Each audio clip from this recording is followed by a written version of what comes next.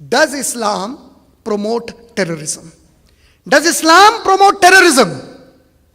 One ayat of the Quran is enough to disprove this claim. One ayat of the Quran, and I challenge anybody on the face of the earth to get me one teaching from your religious scripture or from any constitution of the world which can be equaled with this teaching of the Quran given in Surah Ma'idah, Surah number 5, ayat number 32, where Allah said, if anyone from you kills an innocent life of a Muslim or a non-Muslim, in the sight of Allah, you killed whole humanity. And if any one of you saves the life of one Muslim or non-Muslim who is innocent, in the sight of Allah, you saved whole of humanity. I challenge to get me one single teaching from any other religious scripture or a constitution of the world which is equal to this message of the Quran. And this one ayat is enough to disprove the claim that Islam promotes terrorism. And all the talk that I was giving,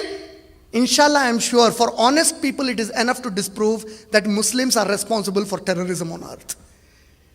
Allah says in the Quran in Surah Mumtahina, Surah number 60, Surah 60, ayat number 8, Allah says, Allah does not forbid you Muslims from becoming good friends with the kafir, with the non-Muslim.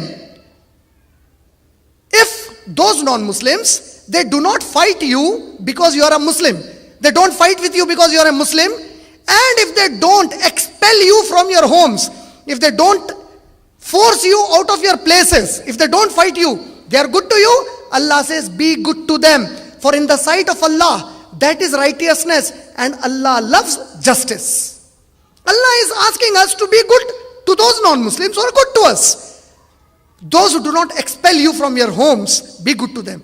Don't fight those who don't fight you. That is the message of the Quran.